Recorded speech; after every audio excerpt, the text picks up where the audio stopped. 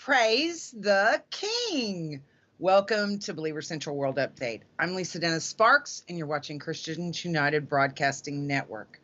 Coming to you live from Tulsa, Oklahoma, USA, still and evermore, the land of the free and the home of the brave. Hi, everybody. Welcome to the show. Hey, welcome, guys, in the chat room. I can see you. Great to see you.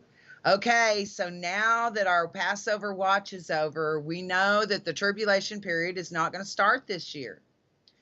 So we go back to the possibility that I had been working on before we came to Purim or Passover.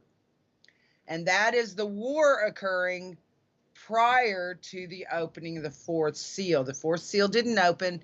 It can open only on Passover, and it didn't.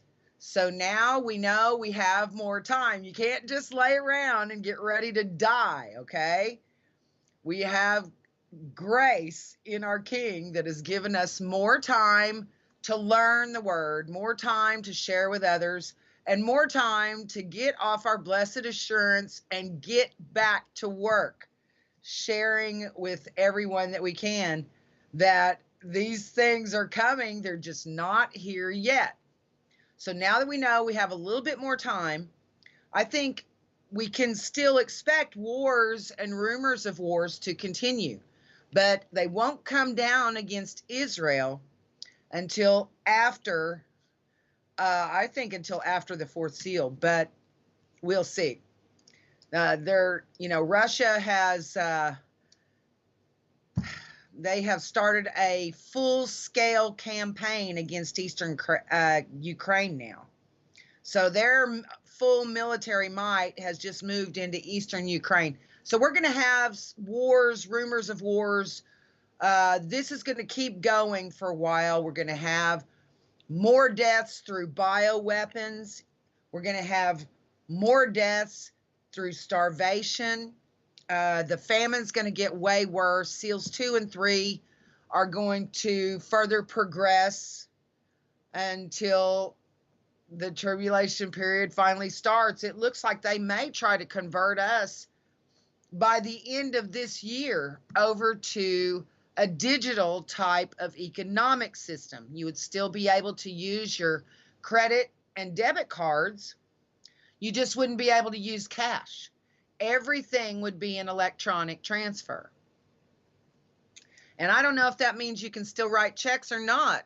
Checks are kind of considered like cash. So an electronic check, maybe, but we'll just have to wait and see what they still, what you're still able to do, but there won't be any cash. So you can't just give your grandkid $1 anymore like you wanted to. It's going to be, it's going to be a situation where you have to transfer credits to their parents and let their parents buy them something, or you'll have to take them yourself and buy them something, or order something online for them, or whatever. You won't be able to just give them $1 anymore. My dad always did that. He'd always give all the kids $1 every time that they'd come. But you can't do that anymore in the world. Okay, that's once they switch us over, you won't be able to do that anymore. So, and they're going to be there's going to be a record of every dime you earn and every dime you spend, and on what you spend it on. They're going to be able to follow all of your earning and all of your spending. And you think you're targeted by certain ads now, just wait till they know everything that you spend your money on. It's going to be ridiculous. Okay. They're going to target you according to what you buy and things like that. Well, now we know that we've got a little bit of time. We got to get ourselves out of the attitude of wait around and die, or wait around to go, or whatever. We have precious time, and we need to make good use of it. And that is learning the word and putting it into action, putting it into practice. So we need to learn, and share what we learn with others. Okay. So given that, let's go ahead and get into our study.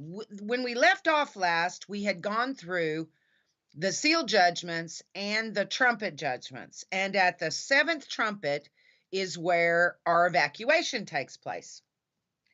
Now, we're going to go into the vials now, so you can know what to expect there. The good news, we'll recap just a little bit. The good news is that the locusts,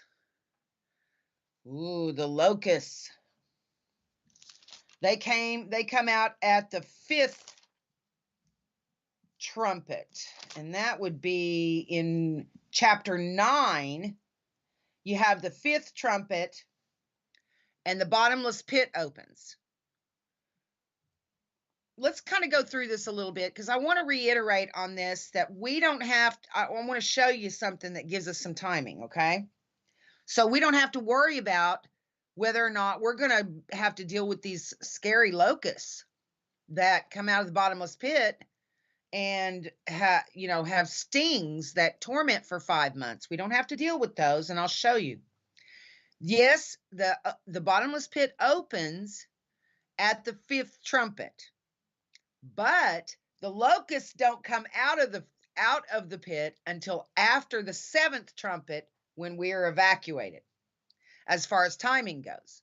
So even though that's a fifth trumpet effect, we won't endure it. We have to trust our God that he's going to take care of us, that he knows what he's doing. Okay. So let's start here at, let's recap these woes here. Revelation chapter 9. And we're going to start here, verse 1. And the fifth angel sounded. This is the fifth trumpet. And I saw a star fall from heaven unto the earth. This star is not a hunk of rock. This star is an angel. Sometimes those terms are interchangeable, star and angel. And we know that because it says, and to him. You don't call a hunk of rock him. Okay? So this star that's falling from heaven unto the earth is an angel. And to him was given the key of the bottomless pit. And he opened the bottomless pit. So the seventh trumpet, the bottomless pit is opened. And there arose a smoke out of the pit, as the smoke of a great furnace. And the sun and the air were darkened by reason of the smoke of the pit. And there came out of the smoke locusts upon the earth. And unto them was given power, as the scorpions of the earth have power. And it was commanded them that they should not hurt the grass of the earth, neither any green thing, neither any tree, but only those men which have not the seal of God in their foreheads. Now, those who have the seal of God in their foreheads, we find in Revelation chapter 7. And it says in verse 4, well, it's the same thing here. It says, in verse 3, saying, hurt not the earth, neither the sea, nor the trees, till we have sealed the servants of our God in their foreheads. So this is what happens after our evacuation, an angel comes and seals the 144,000 young male virgin Jewish, probably Torah students. They're all young. And there's 144,000 of them, and they are from every one, 12,000 from each of the 12 tribes of Israel, the legitimate tribes, which includes Manasseh and excludes Dan. Okay? So back over to chapter 9, we see that these locusts are commanded to hurt only those men which have not the seal of God in their foreheads. Now, the timing for those to be sealed is after we leave. Okay, we leave right at the 7th trumpet when it sounds. But these don't come out of the bottomless pit until after we've left, even though it's a 5th trumpet effect. Watch this. Only those men which have not the seal of God in their foreheads. Well, we know that those who are sealed in their foreheads are not sealed until after we leave. And that's what tells us the timing on this. They wouldn't be, there's nobody when we leave that has the seal in their foreheads yet. Okay? That happens after we leave. So does this. This is an effect that happens after we go. Because they're commanded to hurt only those who don't have the seal in their foreheads. And by that, when they would get this command, the 144,000 are already sealed, which happens after we leave. So we, as the Gentile believers, will not be here for this. Thank God. It's a horrible judgment. And to them it was given that they should not kill them, but that they should be tormented 5 months. Wreakage. And their torment was as the torment of a scorpion when he striketh a man. And in those days shall men seek death and shall not find it. What days? The days of the vials. Because it's time for the vials when these locusts show up. Because they come after the 7th trumpet. The 7th trumpet releases the angels with the 7 vials.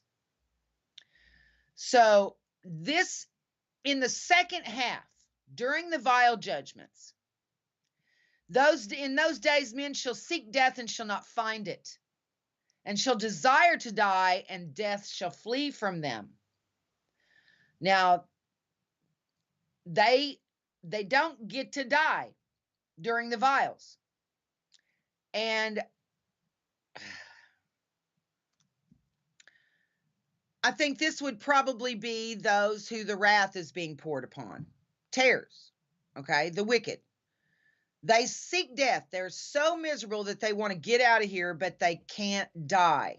That's way more scary than dying, okay? Not being able to die is way scarier than dying, because if you die, at least you can escape the virtual world.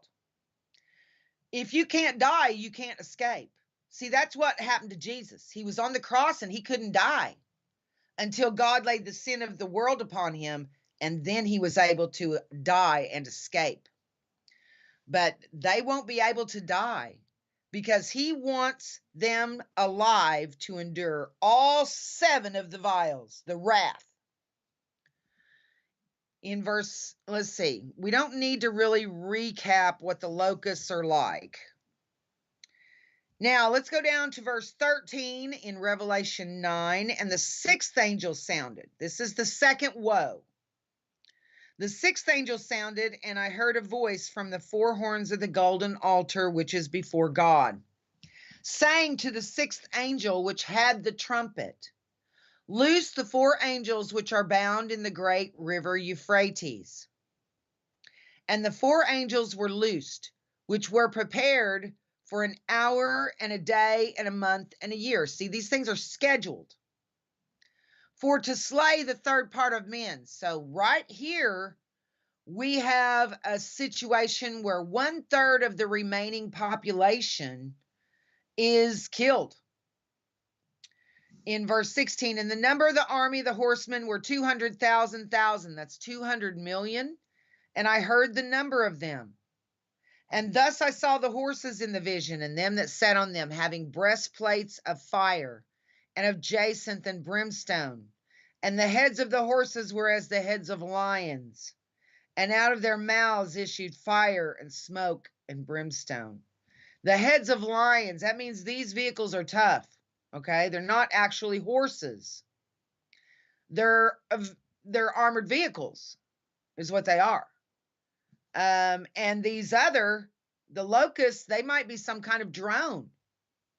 It's possible. So this is where out of their mouths issued fire and smoke and brimstone. So you're looking at missiles being fired here.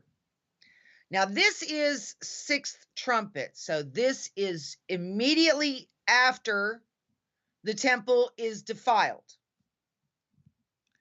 And the Antichrist rears his ugly head, and China's thinking, oh, no, you don't. And so they come west to deal with the Antichrist. By these three was the third part of men killed. 1/3 of the remaining population at that point would be killed by the fire, by the smoke, and by the brimstone.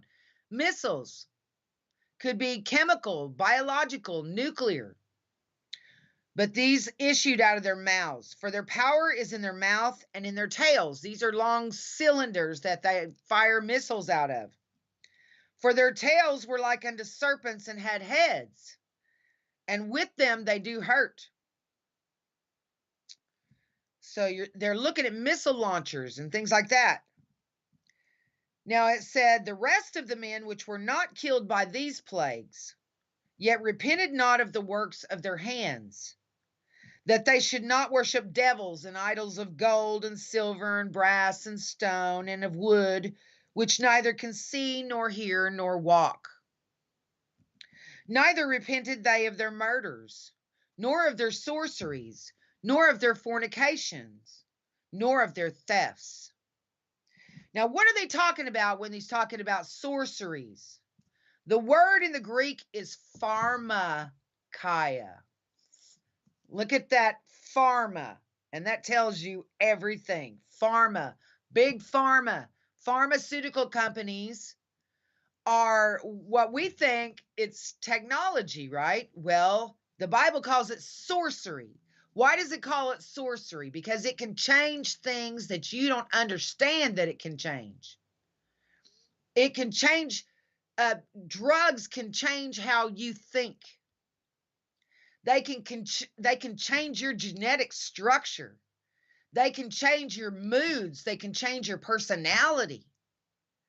They can make you suicidal with drugs. They can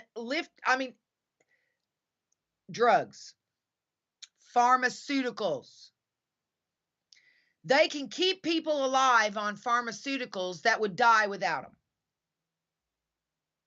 We all know that, don't we? We all know that some people are relying upon pharmaceutical drugs to stay alive. Keeps you from dying sooner than you would have to. So that's what he's talking about when he says sorcery. The word is pharmakia, technology through pharmaceuticals. Dangerous in the wrong hands. Now, we're used to these things being in the right hands, or so we've thought, but now we know for sure they're in the wrong hands. So be careful about pharma and pharmaceuticals, because those are called sorcery in the scriptures. Now, I'm not talking about an aspirin, okay? I'm talking about drugs that'll keep you alive if you didn't take them, you'd die. That kind of thing. And also drugs that alter your perception of the world. You think drugs cannot alter a person's perception of the world? Have you ever seen a woman who's low on estrogen? She hasn't even taken any kind of drug, but she's low on estrogen, and that chemical imbalance in her body can turn her into a whole different person. Many of you have seen that. A chemical imbalance in the body can change your personality and your moods. It's really weird how it works. Okay. Now,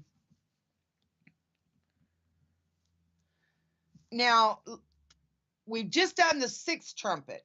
Let's go down to chapter 10, verse 7. Here's the 7th trumpet, and this is the 3rd woe.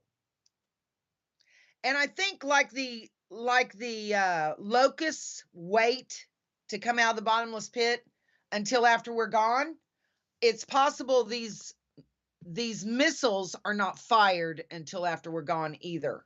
See, as these judgments open, they have progressive effects to them. So you could have 5 open and then 6 open and then 7 open, and you're still having effects produced from 5 and from 6 and from 7. Okay. So just because another one opens doesn't mean the other ones are not going to continue to produce their effects in the world. So down here at Revelation chapter 10, verse 7, but in the days of the voice of the 7th angel, when he shall begin to sound, the mystery of God should be finished. So when that trumpet sounds at the 7th trumpet, that's going to sound at the exact same moment as the last Feast of Trumpets, at the 1 minute between day and night that is neither. And that will be the 1 minute in which we go. 1 minute before that, we'll still be here. 1 minute after that, we'll be gone. So it says, when he shall begin to sound, the mystery of God should be finished, as he hath declared to his servants the prophets. Okay. Now, if we move down, chapter 11 talks about the 2 witnesses. Okay, we're going to take a real quick break. We'll be right back after this.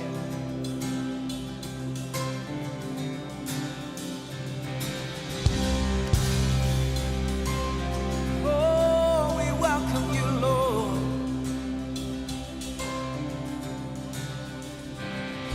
Come like you want to. Come like you want to. Jesus, have your way.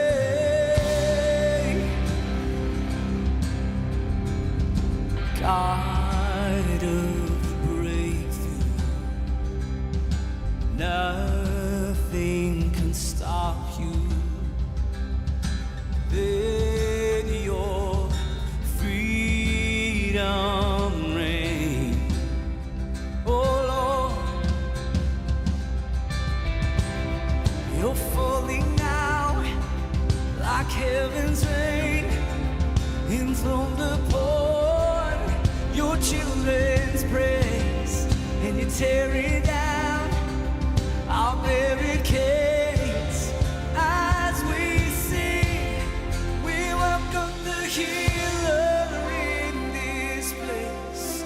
We welcome the author of our faith. We welcome the God who makes a way. His name is Jesus. His name is Jesus.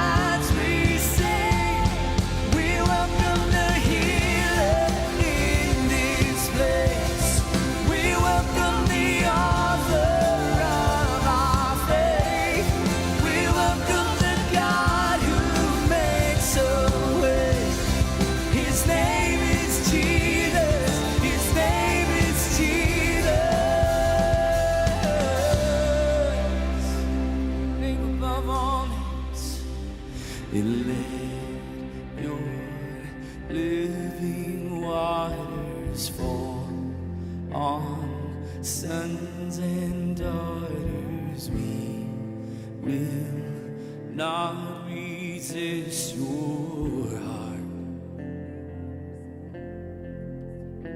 Oh, come and bring the breakthrough. We surrender to you. All our hope is in you, God. Your hope, Lord. We pray, let your living waters flow on every son and daughter. We will not resist your heart. Oh, we say yes to you, Jesus.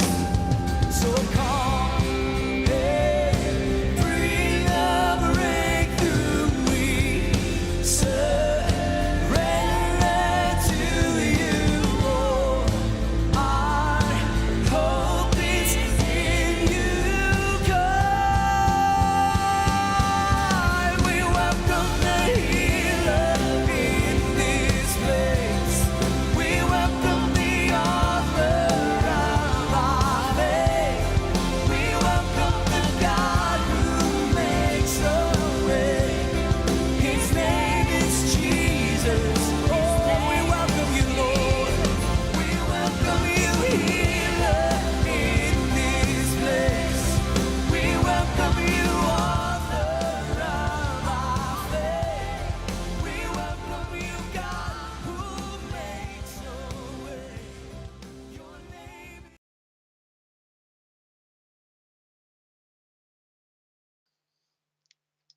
Welcome back to your Way Happy Bible Study on CUBN. Okay, now we've gone over the 7 trumpets. Okay, now we're going to head into the vials. In Revelation chapter, I'm explaining this. We wrapped up chapter 9 with the 6th trumpet. In verse 7 of chapter 10, we have the 7th trumpet. Now, in chapter 11, this chapter is kind of a parenthesis where it tells us all about the 2 witnesses. Chapter 12 goes from the star alignment that came September 23rd, 2017, and goes through it gives us a different perspective. In chapter 12, verse 1, we have the star alignment of Israel. In chapter 12, verse 3, we have the star alignment of the New World Order, which is the great dragon that has 7 heads and 10 horns. Then in chapter 17 of Revelation and verse 9, it starts telling us what the 7 heads and the 10 horns are. In chapter 17, verse 9, this is also Revelation. And here is the mind which hath wisdom. The 7 heads are 7 mountains on which the woman sitteth. The 7 mountains are Rome. The woman that sits on the mountains is the Vatican. Okay? And there are 7 kings. See, not all popes were also kings. The Caesars were way back when Jesus was here. But their times changed and they didn't rule the world anymore. But now, since 1929, when the Lateran Treaty was signed with Italy, now the popes are also kings of their own sovereign nation once again. Kind of like the emperors of the Holy Roman Empire, which is very unholy. But these are pope kings. And there's 7 that it talks about here first. Now, since 1929, there have been 8 pope kings. Now, the first 7 is what it's talking about. It's saying 5 were fallen. One is the sixth pope king was Pope John Paul II. The other is not yet come. And when he cometh, he must continue a short space. That was Benedict. He was the 7th Pope King. In verse 11, and the beast that was and is not, the one that's going to die and be resurrected by Apollyon and become the nightmare Antichrist for the world, even he is the 8th. Francis is the 8th Pope, who is also a king. He is the only person who can meet every Bible criteria for the Antichrist. He's the only one who can. And he's one of the 7 and goeth into perdition. So the 8th Pope, who's also a king, is your Antichrist. Now, in verse 12, it goes from 2017, shows these 2 star alignments. And then it says, his tail, in verse 4, it says, his tail drew the 3rd part of the stars of heaven and did cast them to the earth. And the dragon stood before the woman, which was ready to be delivered, for to devour her child as soon as it was born. We're the child, the body of Christ, okay? He's the child, but we are the body of Christ, so we are also the child. She brought forth a man-child who was to rule all nations with a rod of iron. And her child was caught up unto God and to his throne. That's what happens at the 7th trumpet when we're evacuated. We're caught up to God and to his throne. And the woman, that's Israel, fled into the wilderness where she hath a place prepared of God, and that they should feed her there 1,260 days, 1,260 days. Then it tells us, as Israel, we've left, Israel flees, and then you have war in heaven. Michael and his angels fought against the dragon, that's Satan, and the dragon fought and his angels, and prevailed not. Neither was their place found any more in heaven. And the great dragon was cast out, that old serpent called the devil and Satan, which deceiveth the whole world. He was cast out into the earth, and his angels were cast out with him. See, that's one reason why the second half is called the hour of temptation, because you're going to face the devil himself. You're going to have to stand and let him slaughter you rather than comply. And I heard a loud voice saying in heaven, now has come salvation and strength in the kingdom of our God and the power of his Christ. For the accuser of our brethren is cast down, which accused them before our God day and night. And they overcame him by the blood of the Lamb and by the word of their testimony. And they loved not their lives unto the death. They will stand, the children of God who are here during that time, they will stand all the way to their deaths. Now it says, therefore rejoice ye heavens and ye that dwell in them. Woe to the inhabitants of the earth and of the sea. For the devil is come down unto you. Here's your 3rd woe. Having great wrath, because he knoweth that he hath but a short time. He is going to inflict his wrath on the believers here, while God inflicts wrath on him. Okay? Now it says, when the dragon saw that he was cast unto the earth, he persecuted the woman. So this is where Israel gets persecuted, big time, which brought forth the man-child. And to the woman were given 2 wings of a great eagle, that she might fly into the wilderness, into her place, where she is nourished for a time, times, and half a time. Okay? From the face of the serpent. That's probably Petra, where God protects millions of his people within that very huge city that only has one way in and one way out. And the canyon is narrow. If you ever saw Indiana Jones in The Last Crusade, they showed you the canyon of the crescent moon where you find Petra down at the end, and that's the only way in or out. So it is very defensible because no army can file in there all at once. You have to send very few in at a time. And you can keep, as long as they can only get 2 or 3 through that passageway at once, or half a dozen or whatever, you can always hold them off from now on.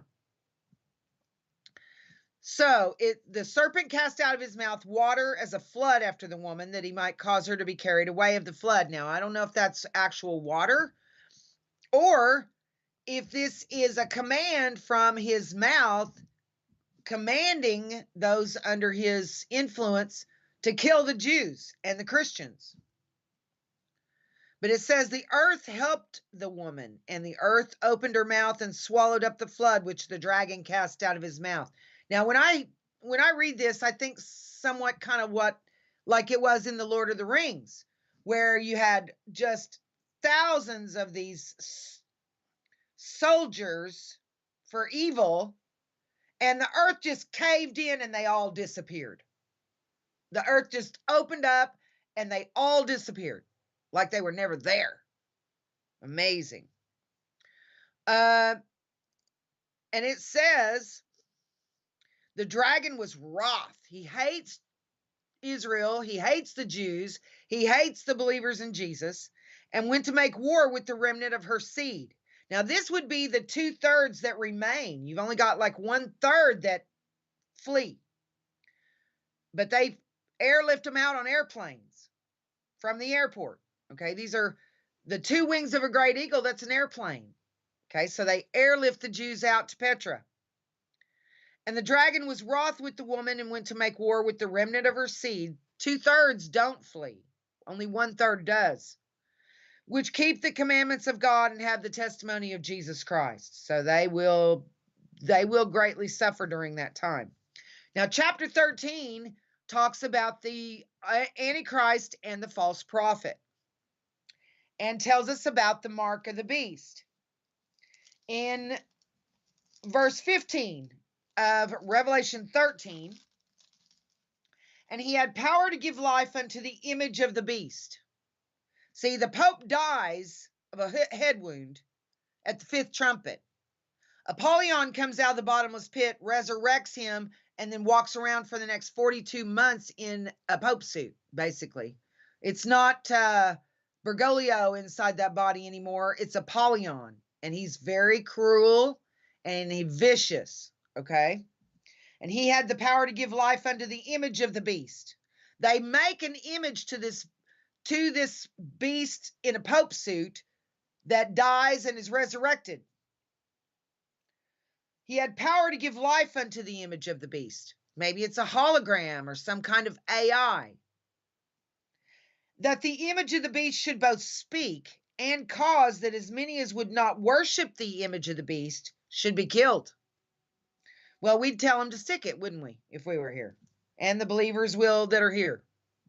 And he causeth all, both small and great, rich and poor, free and bond, to receive a mark in their right hand or in their foreheads, and that no man might buy or sell save he that had the mark, or the name of the beast, or the number of his name. Here is wisdom. Let him that hath understanding count the number of the beast, for it is the number of a man, and his number is 666. Now, when we get to chapter 14, we have the 144,000 standing on Mount Zion, okay? Singing a new song. And then you also have the destruction of Rome, the destruction of the Vatican. Now, the 10 kings turn on the Vatican, the same ones that are given power with the beast for 1 hour. At some point, they turn on the beast, Pope, and they turn and destroy Rome and the Vatican with it. I think it's possible that this computer system, this quantum computer system in the Vatican, starts murdering people who refuse to comply with it. And so the 10 kings turn on it and try to destroy it because it's taken mankind captive. It can kill you if you don't comply with it, even remotely. Well, that tells us they had they have managed to get technology into the bodies of the people of the world, and that connects them to this quantum computer system in the Vatican. There's no other way. He's not a god, okay? He doesn't get to just speak a word like God and things occur. He has to use technology to murder you from a distance by remote control. It's not a miracle, it's a lying wonder. Okay? He can speak from halfway around the world and you drop dead. People go, he must be God. No, you have technology in your body that they sneakily put in there that can connect to a quantum computer system. And then all he has to do is program the system to kill you, and it'll send a signal that'll stop your heart. Okay, it's that easy. But not if you don't allow them to get the tech into your bodies. Now, they're going to keep trying more and more. But we just have to resist that kind of effort, global effort. We just have to resist it. We do not want for somebody to be able to kill us remotely. Make them hunt you down the old-fashioned way.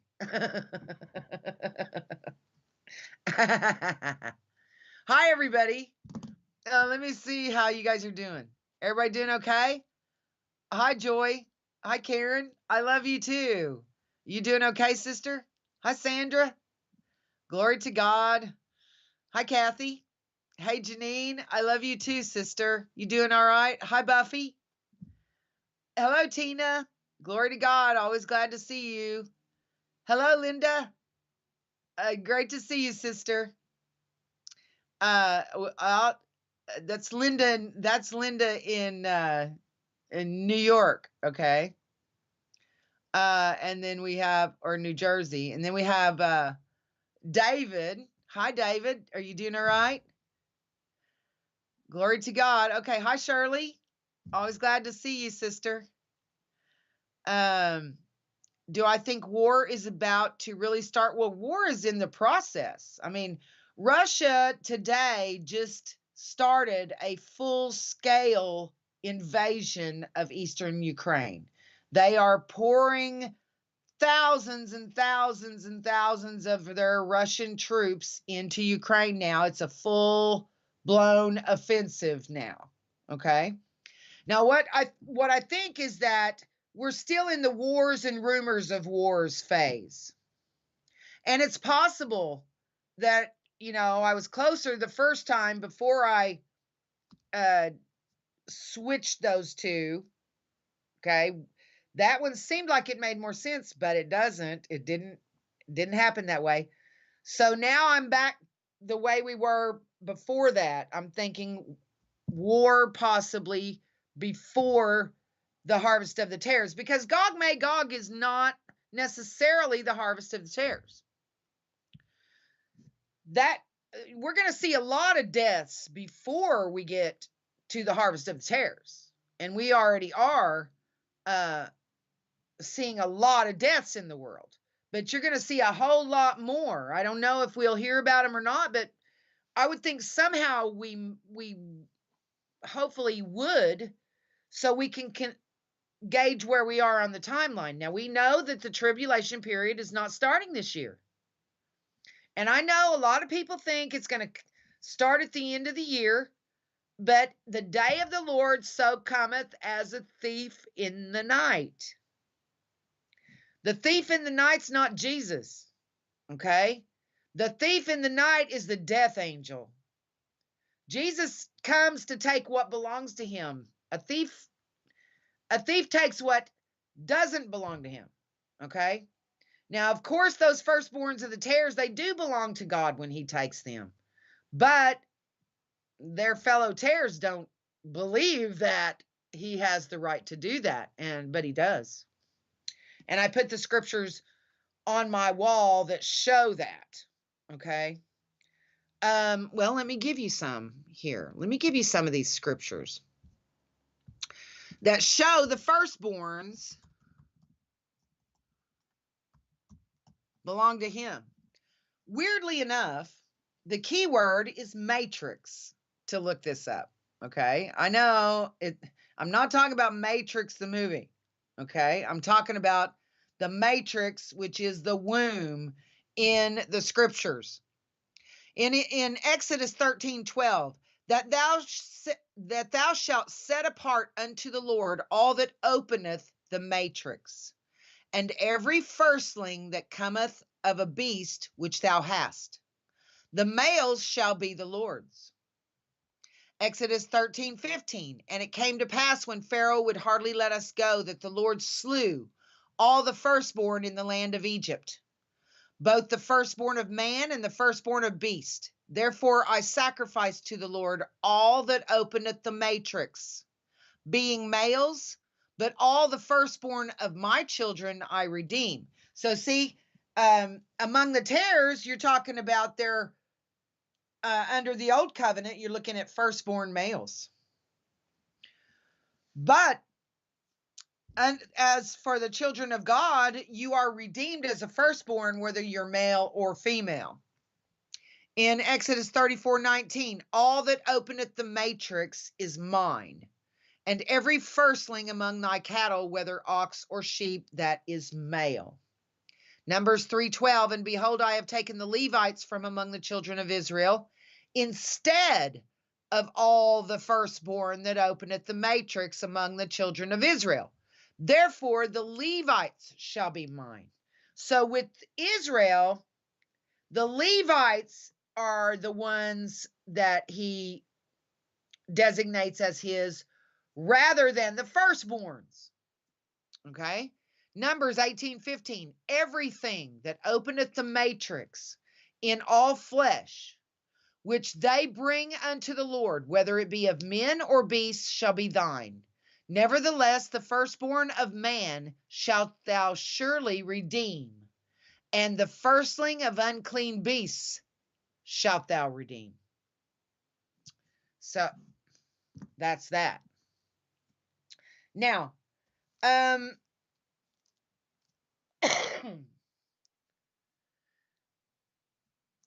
in Revelation chapter 14, excuse me, we were talking about how Rome is destroyed.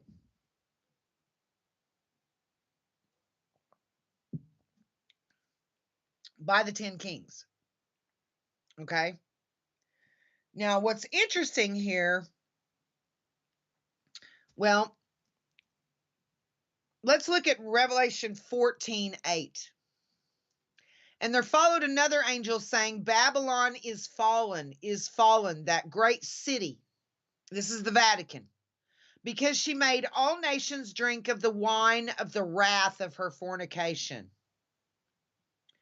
So she is cramming the things down the nations' throats that are bad. And the third angel followed them, saying with a loud voice, if any man worship the beast in his image and receive his mark in his forehead or in his hand. Now, this is a warning not to take the mark of the beast. Listen carefully to Revelation 14:9-11. And the third angel followed them, saying with a loud voice, if any man worship the beast in his image and receive his mark in his forehead or in his hand, the same shall drink of the wine of the wrath of God. You do not want to do that, okay? Actually, you want to avoid that at all costs, which is poured out without mixture, it's not diluted at all, into the cup of his indignation. And he shall be tormented with fire and brimstone in the presence of the holy angels and in the presence of the Lamb. And the smoke of their torment ascendeth up forever and ever. And they have no rest day nor night, who worship the beast in his image, and whosoever receiveth the mark of his name. Here is the patience of the saints. Here are they that keep the commandments of God and the faith of Jesus. So there is our warning not to take the mark of the beast. Now, in chapter 15, we're talking about some vial judgments here. Revelation chapter 15, and I saw another sign in heaven, great and marvelous. 7 angels having the 7 last plagues. For in them is filled up the wrath of God. And I saw, as it were, a sea of glass mingled with fire. And them that had gotten the victory over the beast, and over his image, and over his mark, and over the number of his name, stand on the sea of glass, having the harps of God. So you wonder, well, what happens when I leave here? It looks like you're going to be standing on a sea of glass, having harps too. And they sing the song of Moses, the servant of God, and the song of the Lamb, saying, great and marvelous are thy works, Lord God Almighty. Just and true are thy ways, thou King of saints. And then in verse 6, and the 7 angels came out of the temple, having the 7 plagues, clothed in pure and white linen, and having their breasts girded with golden girdles. They have the 7 vials or bowls of plagues. And one of the 4 beasts gave unto the 7 angels 7 golden vials, full of the wrath of God, who liveth forever and ever. You know what's really weird? A vial is also something used to hold a bioweapon, isn't it? A vial. That's bioweapons come in vials. Okay, it's interesting, isn't it? So one of the 4 beasts gave unto the 7 angels 7 golden vials, full of the wrath of God, who liveth forever and ever.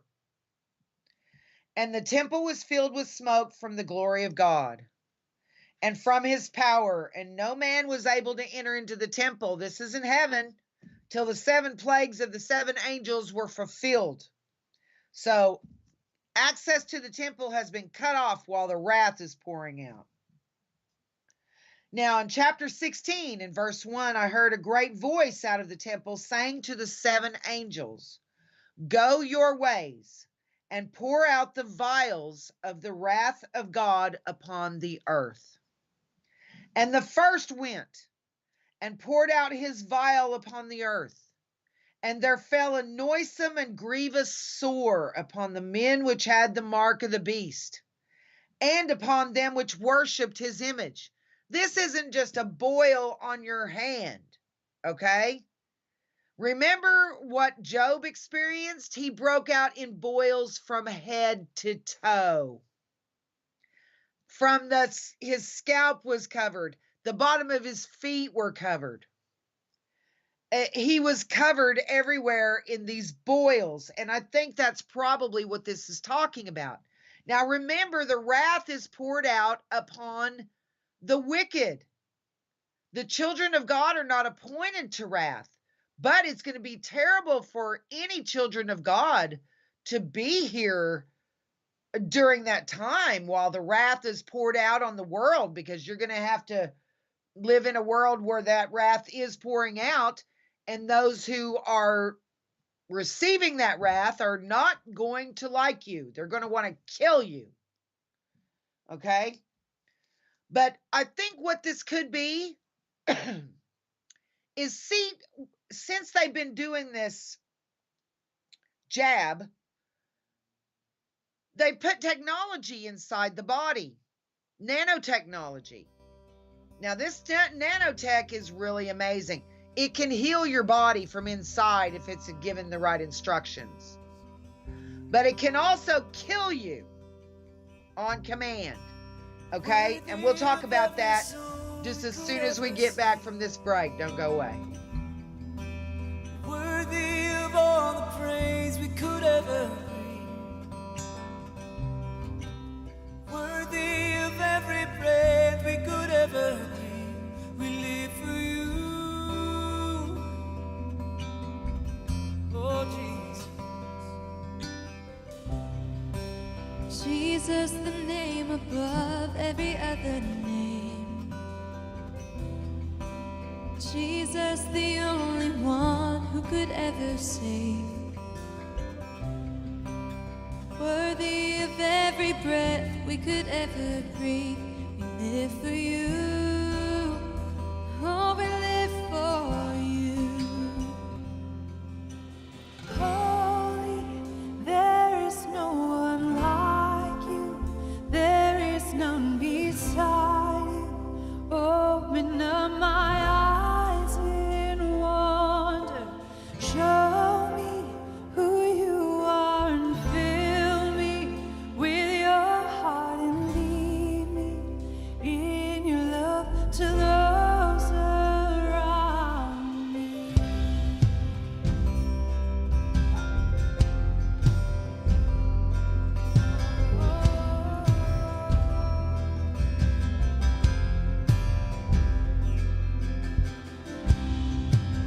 Worthy of every song we could ever sing. Worthy of all the praise we could ever bring. Worthy of every breath we could ever breathe. We live for you.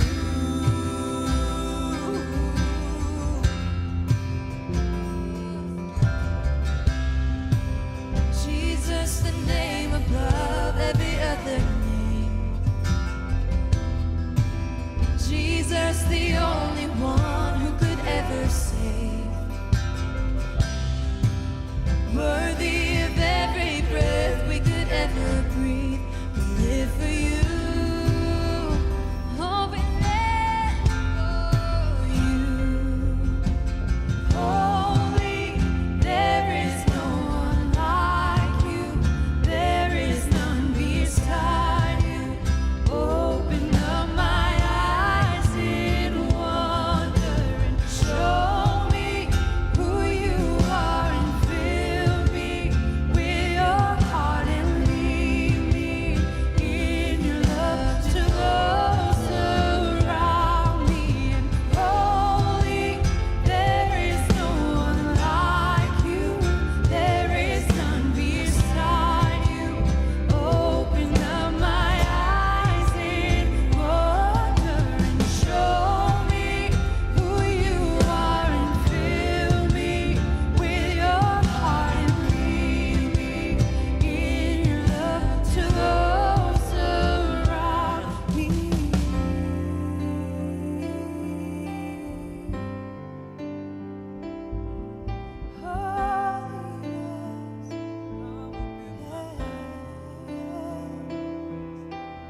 I will build my life upon your love. It is a firm foundation. I will put my trust in you alone, and I will not be shaken, and I will build my life upon your love. It is a firm.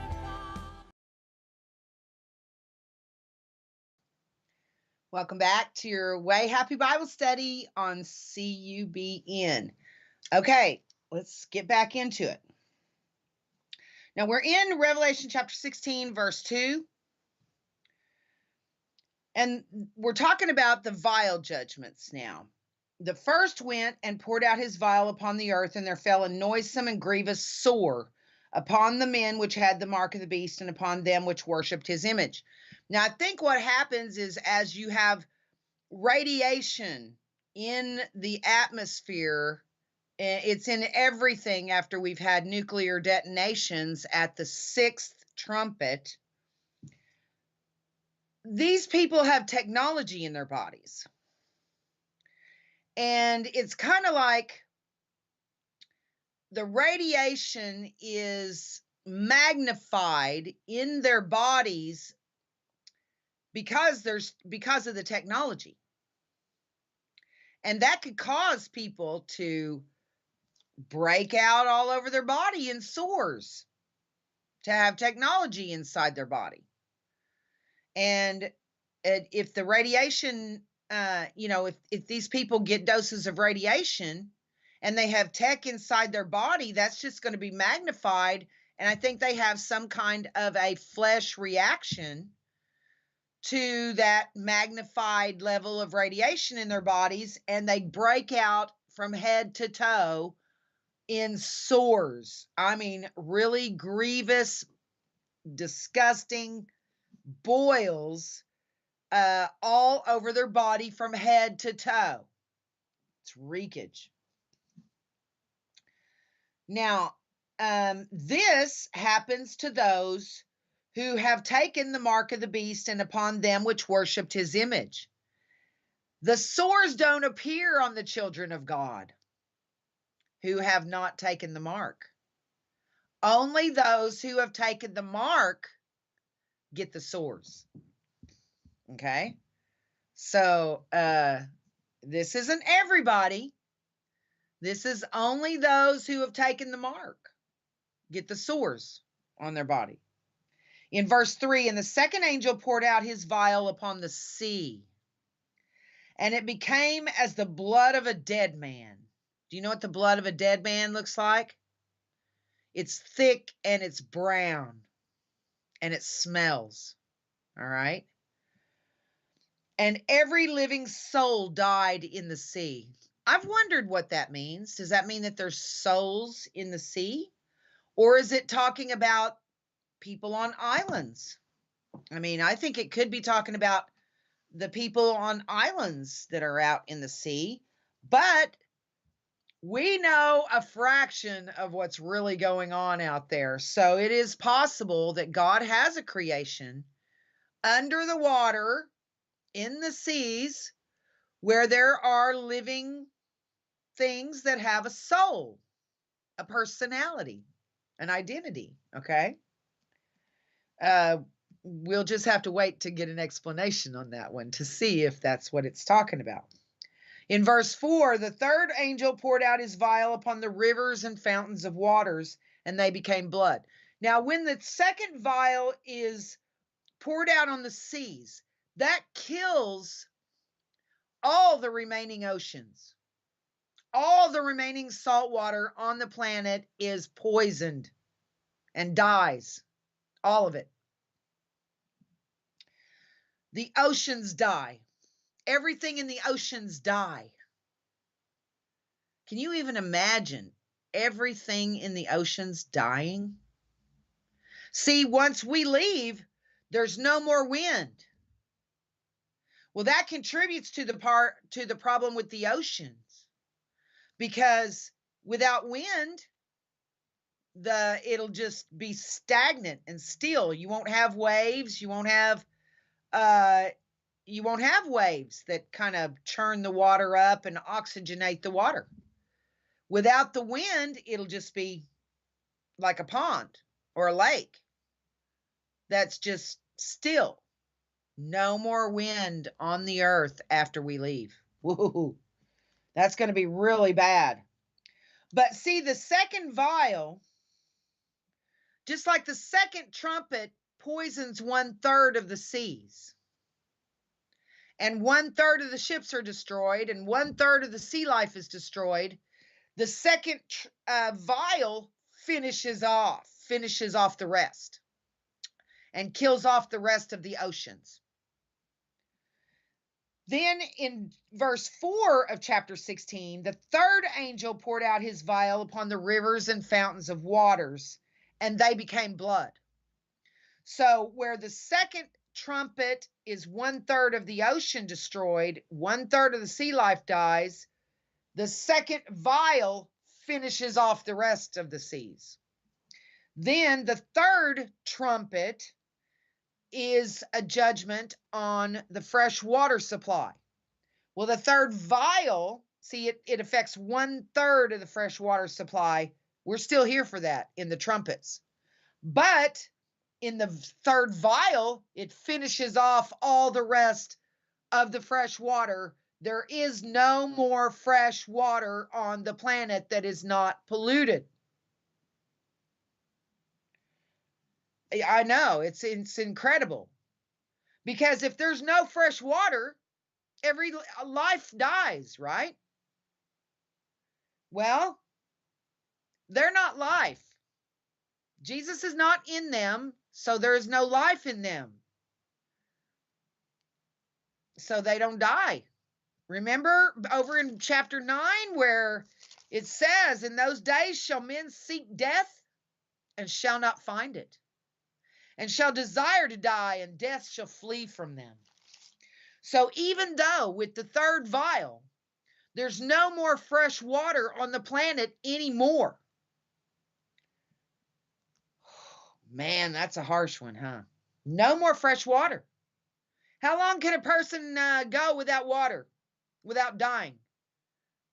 3 days, somewhere in there.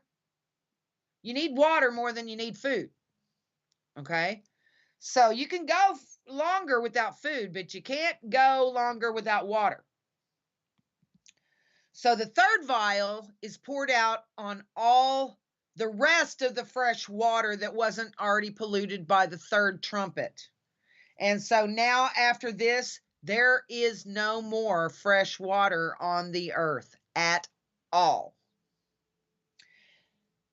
It all becomes like blood, and it's poisoned and it's bitter, and it'll kill you if you try to drink it. In verse 5, and I heard the angel of the waters say, Thou art righteous, O Lord, which art and wast and shalt be, because thou hast judged thus. For they have shed the blood of saints and prophets, and thou hast given them blood to drink, for they are worthy. And I heard another out of the altar say, Even so, Lord God Almighty, true and righteous are thy judgments. And the fourth angel poured out his vial upon the sun, and power was given unto him to scorch men with fire. So, the first vial is the sores that break out on the bodies of those who have taken the mark, head to toe, gnarly sores. Second vial is upon the seas. The second trumpet ruined 1/3 of the seas, but the second vial finishes off the other 2/3. The third vial is poured upon the rivers and fresh water supply. The third trumpet affected 1/3 of the fresh water supply. The third vial finishes off the other 2/3 to where there's nothing, no water left to drink, no clean water left. Man. And then anybody who's left here after vial number 3 is drinking blood. There's no water. In verse 8, and the fourth angel poured out his vial upon the sun, and power was given unto him to scorch men with fire. Now remember, in trumpet number 4, the sky is ripped open. And it's just black. You don't see sun, moon, stars like you would think you would, right? It's ripped open, and all there is pitch black. For 4 hours of the day and 4 hours of the night. That's what the fourth trumpet does. But the fourth vial is poured out upon the sun, and power was given unto him to scorch men with fire. I think this is a reduction in our ozone to a point to where you cannot allow the sun to shine on your skin anymore, or it'll just blister you immediately. Scorching men with fire. That's the fourth vial. And men were, in verse 9 of Revelation 16, and men were scorched with great heat, and blasphemed the name of God, which hath power over these plagues. And they repented not to give him glory. And the fifth angel poured out his vial upon the seat of the beast, and his kingdom was full of darkness. So fifth trumpet opens the bottomless pit and fills the air with a black smoke that just covers everything. Well, the fifth vial is his kingdom plunged into darkness. And they gnawed their tongues for pain. It's dark, they're sick, they got no fresh water, their food's all polluted, it's nasty. And they would have all died, but God doesn't let them die. In verse 11, and blasphemed the God of heaven because of their pains and their sores, and repented not of their deeds. They're just mad at God because of their suffering. They don't ever get a clue. And the sixth angel poured out his vial upon the great river Euphrates, and the water thereof was dried up, that the way of the kings of the east might be prepared. So here we see sixth vial dries up the Euphrates so the armies of China, the 200 million man army, can make their way into the Middle East. And I saw, verse 13, and I saw 3 unclean spirits like frogs come out of the mouth of the dragon, and out of the mouth of the beast, and out of the mouth of the false prophet. For they are the spirits of devils, working miracles, what looks like miracles, which go forth unto the kings of the earth and of the whole world, to gather them to the battle of that great day of God Almighty. Now, you think that devils don't appear to the world leaders and tell them what to do? Here's proof that they do. And they probably do even now. Devils appearing to our world leaders. Well, our world leaders can't get on television and say, OMG, a devil appeared to me. Or people would think they were crazy. But this is saying that that's what happens. These devils go to our world leaders and they appear to them and they tell them what to do. And they're scared. I mean, they don't know what to do other than what they're told.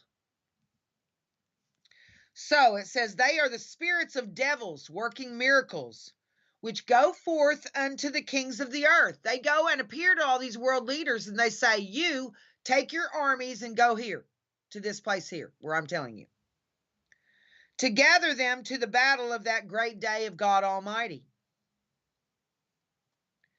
And then he says, behold, I come as a thief. Blessed is he that watcheth and keepeth his garments, lest he walk naked and they see his shame. Well, why is he saying he comes as a thief at this point?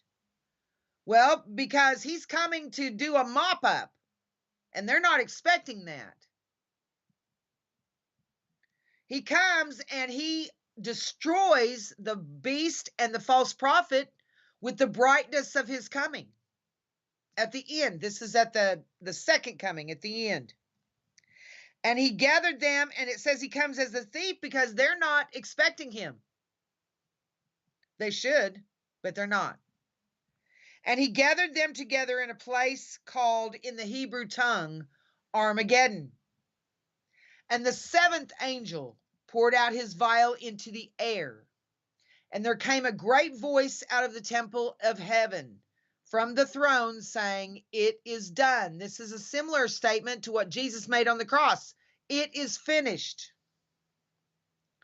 And there were voices and thunders and lightnings, and there was a great earthquake, such as was not since men were upon the earth. So mighty an earthquake, and so great.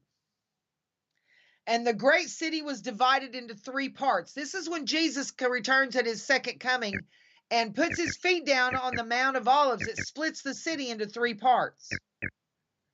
And the cities of the nations fell. And great Babylon came in remembrance before God to give unto her the cup of the wine of the fierceness of his wrath. And every island fled away, and the mountains were not found. And there fell upon men a great hail out of heaven, every stone about the weight of a talent. That's like 75 pounds. And men blasphemed God because the plague of the hail, for the plague thereof was exceeding great. 75-pound hailstones will pulverize anything they hit, including concrete. Okay? It's incredible how hard ice is. It can kill you if it falls out of the sky and hits you, and it doesn't even have to be very big to do it. If hail falls, the velocity of it hits you. Did you know if somebody dropped a penny, just a penny, off the top of the Empire State Building and you were standing directly below it, that penny would kill you because the velocity of it would go right in through your skull. All right, and kill you. A penny. They don't have to throw it. All they got to do is just drop it. Now, in chapter 17, it says, "And there came one of the 7 angels which had the 7 vials, and talked with me, saying unto me, Come hither, I will show unto thee the judgment of the great whore that sitteth upon many waters." That's the Vatican, the woman. Okay? "With whom the kings of the earth have committed fornication, and the inhabitants of the earth have been made drunk with the wine of her fornication. So he carried me away in the spirit into the wilderness, and I saw a woman sit upon a scarlet-colored beast." Have you ever seen the symbol of the woman riding the beast? She's called Europa. She's a symbol for the European Union, but the woman is the Vatican riding the beast, which is Europe, basically. Now it says, "I saw a woman sit upon a scarlet-colored beast, full of names of blasphemy, having 7 heads and 10 horns." This is the Vatican, the New World Order that's set up. See, the beast appoints 10 kings to rule 10 regions for him in his global government. And it says here, "I saw a woman sit upon a scarlet-colored beast full of names of blasphemy, having 7 heads and 10 horns." Full of names of blasphemy. What's that? Other gods other than their only true God. "And the woman was arrayed in purple and scarlet color." Have you ever looked at the cardinals and bishops? Purple and scarlet. "And decked with gold and precious stones and pearls." That's the Vatican. "Having a golden cup in her hand." Have you ever seen the popes? They always pose with a golden cup in their hands. "Full of abominations and filthiness of her fornication." It's fornication because she's supposed to represent God. She's supposed to represent peace and truth. But instead, she's playing with the devil. The church is playing with the devil and worshiping false gods, teaching the people to worship false gods, teaching unrighteousness, teaching filthiness, and teaching to cheat on God with other gods. "And upon her forehead was a name written, Mystery, Babylon the Great, the mother of harlots." Mother of harlots. Did you know every religion on the planet originated with the Catholic Church? The mother of harlots. So every false religion that branched off of the Catholic Church is false. Those are the daughters of Babylon. How can the daughters of Babylon be pure if their mother is a harlot? It can't happen. So the mother of harlots and the abominations of the earth. That is the Roman Catholic Church right there. "And I saw the woman drunken with the blood of the saints."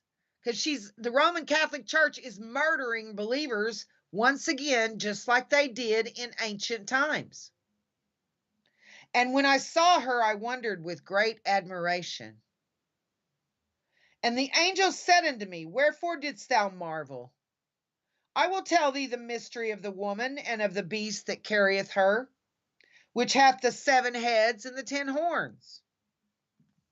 The beast that thou sawest was and is not, and shall ascend out of the bottomless pit," that's Apollyon, and go into perdition. And they that dwell on the earth shall wonder. Who? Those whose names were not written, not written, not written in the book of life from the foundation of the world. Those whose names were not written in the book of life from the foundation of the world. That means they're computer generated opponents, I think. Only those who are alive, both inside and outside this world, are written in the book of life of the Lamb. When they behold the beast that was and is not and yet is. That's where the Pope dies and is resurrected by Apollyon, the beast out of the bottomless pit.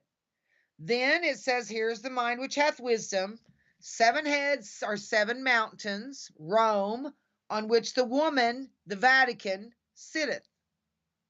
Then we go through the 7 kings. We already did that. It shows that the 8th Pope, who's also a king, is the Antichrist, who will die and be resurrected, and Apollyon will wear his body around for 42 months, the final 42 months, the second half. So the beast that was and is not, even he's the 8th. He's the 8th Pope who's also a king. That's Francis. There is no 9th Pope referenced. He's it. Okay? And it talks about the 10 horns and the 10 kings. And let's see.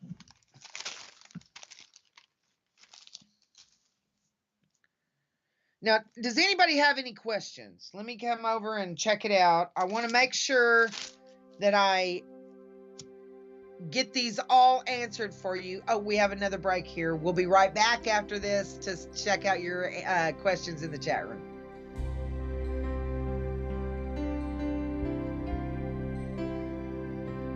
In the darkness, we were waiting without hope, without light, till from heaven you came running. There was mercy in your eyes to fulfill the law and prophets.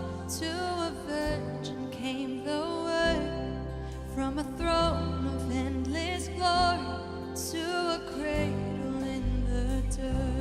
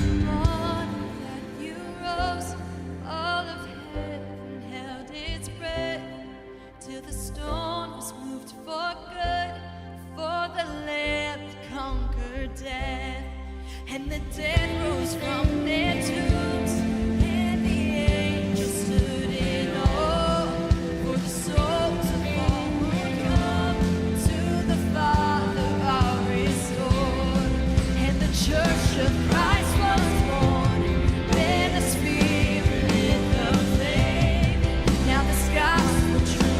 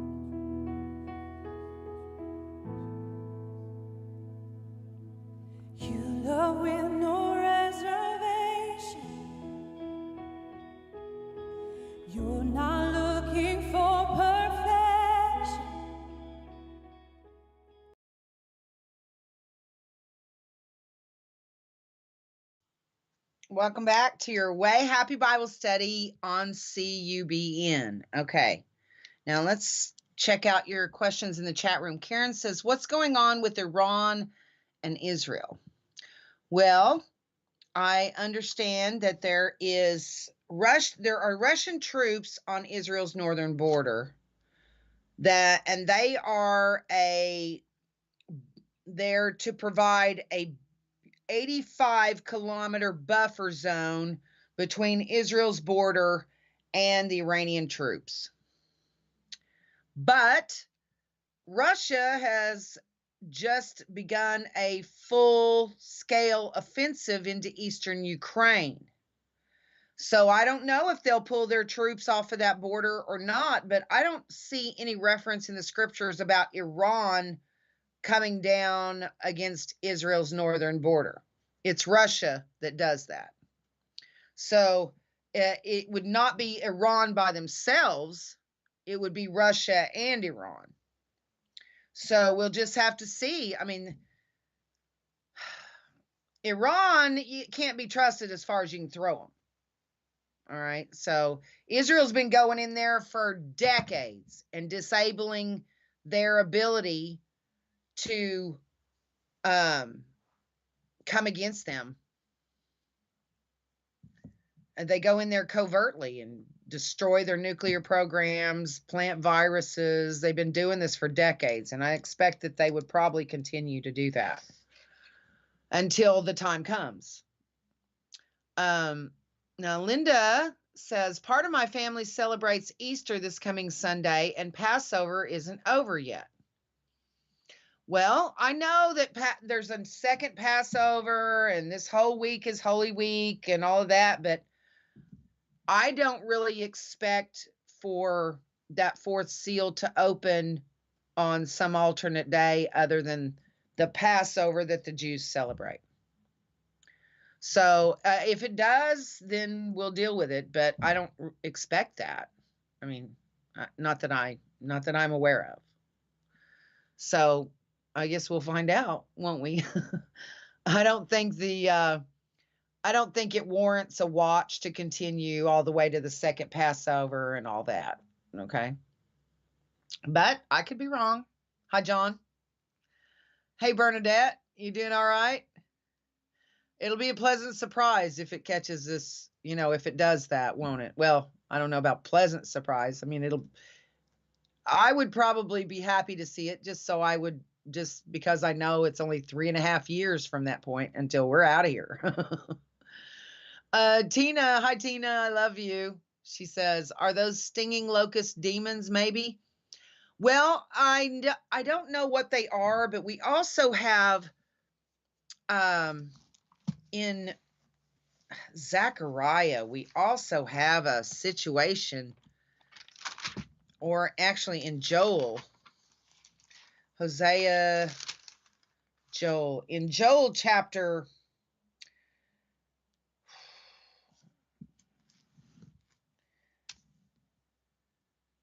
let's see. In Joel chapter 2 and verse 31, it says, the sun shall be turned into darkness and the moon into blood before the great and terrible day of the Lord come. Well, that would be like sixth seal. Sun goes dark, moon's turned to blood. It says before the great and terrible day of the Lord come. Well, the great and terrible day of the Lord would be the second half. Okay. But there's also, in chapter 2, let's kind of look quickly. This is about the dark day of the Lord, okay? Let's look at chapter 2 and verse 1. And I'll show you, these are, I don't know if they're creatures or if they're drones or what they are. Let's see if we can figure it out. We're in Joel chapter 2 and verse 1. Blow ye the trumpet in Zion and sound an alarm in my holy mountain. Let all the inhabitants of the land tremble. For the day of the Lord cometh, for it is nigh at hand. Now, the inhabitants of the Lord are trembling. Remember, you have the same thing happening in Ezekiel 38, where every man on the earth shakes at his presence.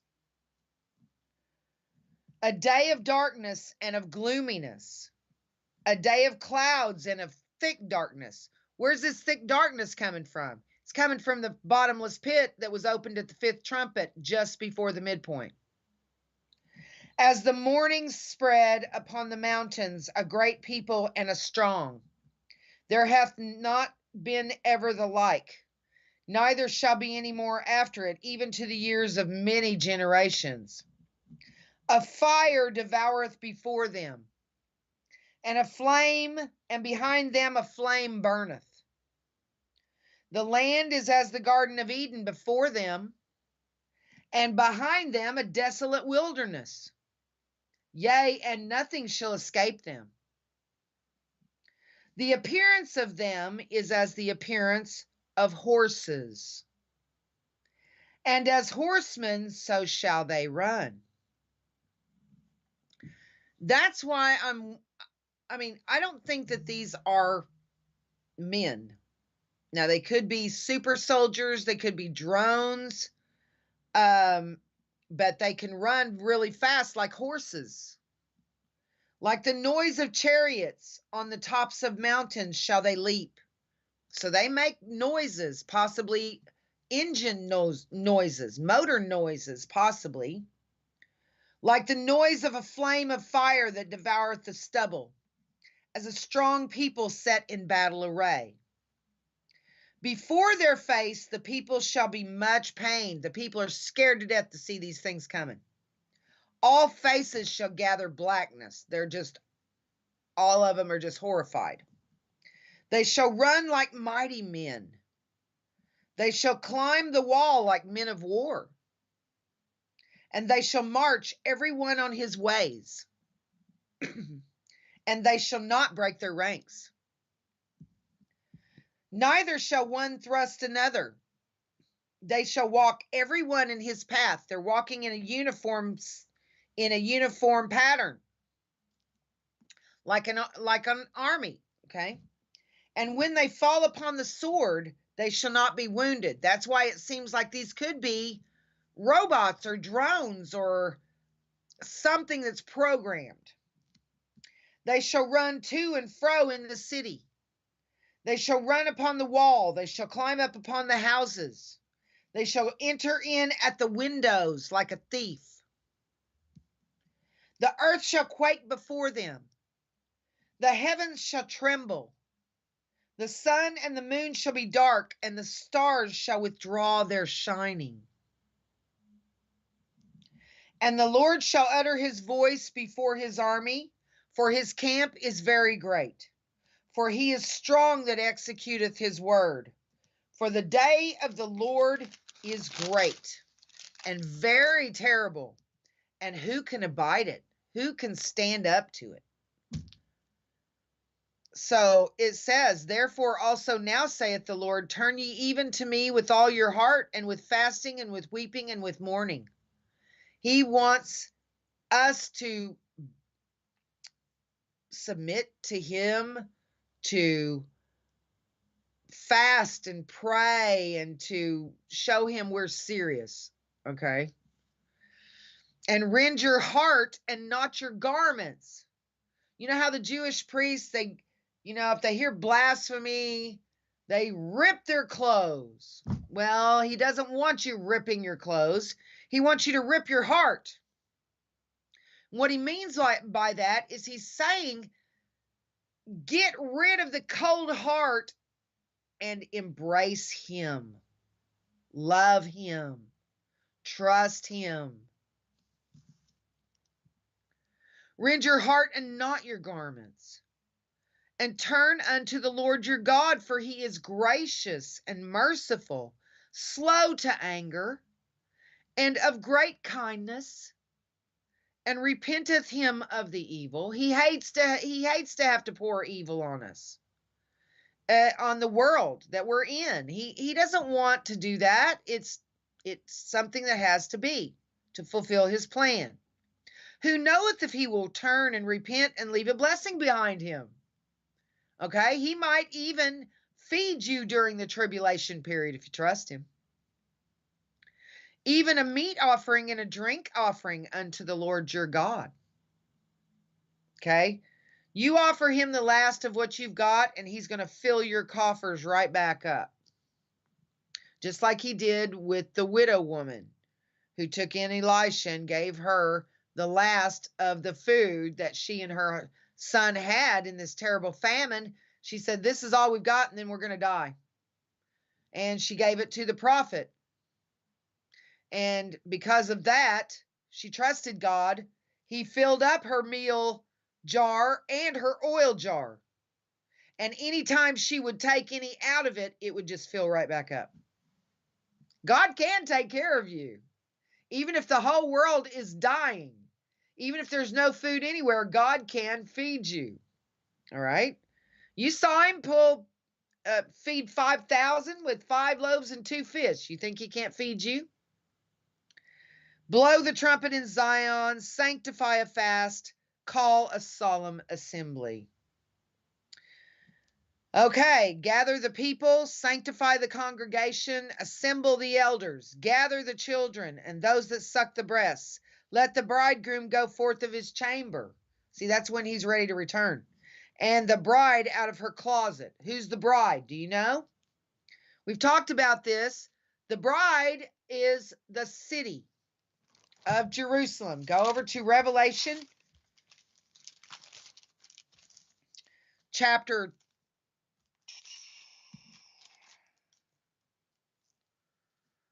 19. Look at chapter 19, verse 7. Revelation 19, verse 7. Let us be glad and rejoice and give honor to him, for the marriage of the Lamb is come, and his wife hath made herself ready. And to her was granted that she should be arrayed in fine linen, clean and white. For the fine linen is the righteousness of saints. Well, the church, that's why the church has been mistakenly taught to be the bride. The church is not the bride, and we can prove that. But it is us who is arrayed in fine linen. And it says the bride is arrayed in fine linen. The bride is the city, the new Jerusalem. Let's prove it. Revelation chapter 21 and verse 2. And I, John, saw the holy city, New Jerusalem, coming down from God out of heaven, prepared as a bride, adorned for her husband. Okay? Now, the bride is arrayed in fine linen because she's made out of transparent gold. We are on the inside of her, and that's why you can see the fine linen in the city, because we are arrayed in fine linen, and we are inside the city. Now, the scriptures tell us that the New Jerusalem is our mother in Galatians.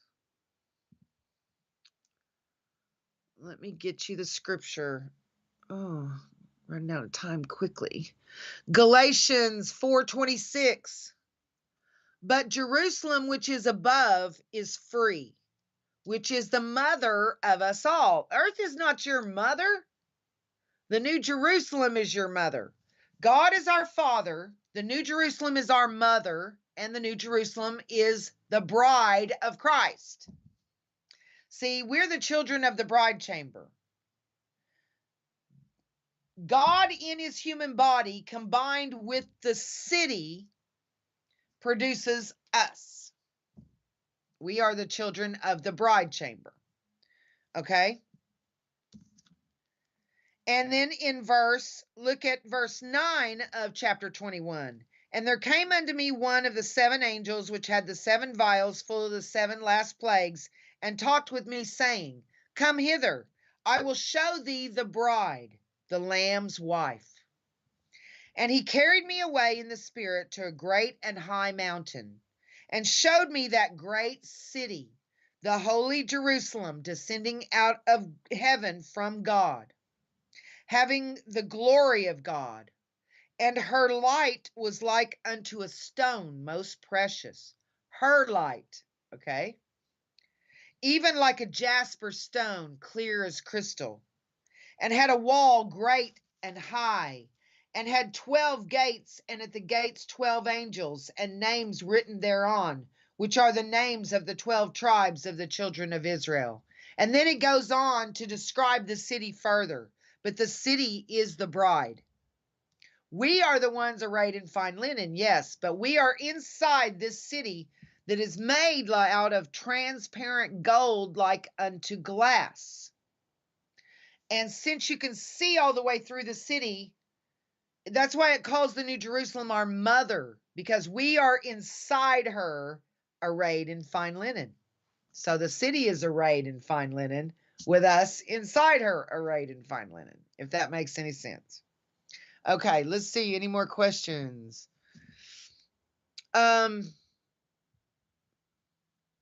David says, do you think these are actual demons or machines? The ones in Joel? I don't know. But it does end. I don't think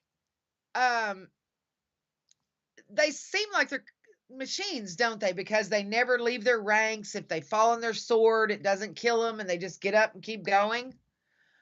I don't know. Maybe it's drones, maybe it's robots, maybe it's maybe it's devils. I just don't know. I don't know. But it's weird, isn't it? Hi, Vonda. You doing all right? Vonda says, will we actually hear the trumpet sound? I don't know. That's a good question. Now, I know in the spirit that John heard them, but he was in the spirit on the Lord's Day. So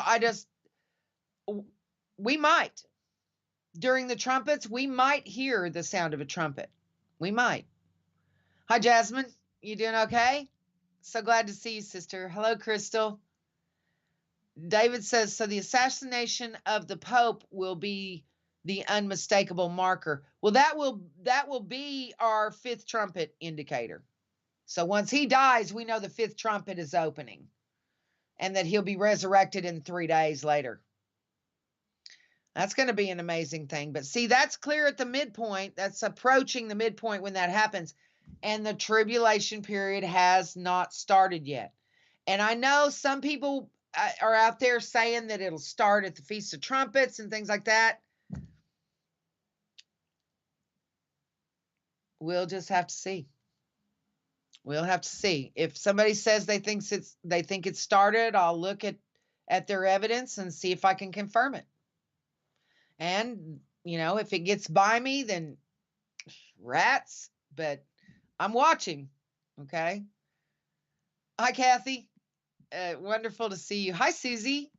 Great to see you, sister. Okay, glad you're doing fine, David. Liza says, I was listening to someone and she says that the AC will destroy the beast, horror, because he won't reign with it. The Antichrist doesn't destroy the beast. The 10 kings do. Let me show you. That's in Revelation 17. Revelation 17:16 is where we get the answer to this question. And I'll give you a second to get there. Revelation 17:16. And the 10 horns which thou sawest upon the beast, these shall hate the whore, that's the Vatican, and shall make her desolate and naked, and shall eat her flesh, that means to seize her assets, and burn her with fire. So it's the 10 kings that destroy the Vatican, not the Antichrist. Okay? I think what happens is that this quantum computer system in the Vatican that has connected to the people through technology is able to kill anybody that will not comply with it. And we know that from Revelation 13. It kills anybody who won't take the mark. The image of the beast does. So if it kills anybody who won't take the mark, I think the 10 kings become aware that this computer system has taken mankind's freedom and is killing anybody it wants that won't comply with it. So it's the 10 kings, as you can see in verse 16, Revelation 17:16, and the 10 horns which thou sawest upon the beast, these shall hate the whore, that's the 10 kings, and shall make her desolate and naked, and shall eat her flesh and burn her with fire. They seize all the Vatican's assets and they destroy the Vatican and Rome with it. For God hath put it in their hearts to fulfill his will, and to agree, and to give their kingdom unto the beast, until the words of God shall be fulfilled. So initially, the Antichrist probably appoints these 10 kings, and they're given power with him for 1 hour. But at some point, the 10 kings turn on the Vatican, they steal its assets, and burn it with fire and destroy it. Now, let me see if there's any more questions here. Hi, Carrie. You doing all right? Great to see you. Hi, Laura. Laura says, hi, Lisa. Putin wants a church back in Israel. What does that mean? I'm sorry. I don't understand what you're trying to tell me. He wants a church back in Israel. Well, I was in Israel in 2015. What I noticed is that the Catholics have already taken the place over. You got these upside down crosses everywhere. I couldn't believe it. I was like, wow. That's the first thing I noticed about Jerusalem, is that the Catholics have taken it over. It's not the Arabs, it's the Catholics. Okay? Tina says, Jesus is coming like a thief in the night. I wonder what that means. Well, he's coming as a thief to those that don't belong to him. And they interpret him as a thief when he comes back for his second coming, and when the Father comes, the invisible Father comes at the fourth seal. John says, God will not let the tares die that time, but when they die, they go to hell. They are still going to suffer. Well, they're programming. Okay? You can find that out from Romans chapter 9. If you look at Romans chapter 9, and you can study this yourself. If you go to Romans chapter 9, it tells us, it says, what if God, willing to show his wrath, this is verse 22. What if God, willing to show his wrath and to make his power known, endured with much long suffering the vessels of wrath fitted to destruction?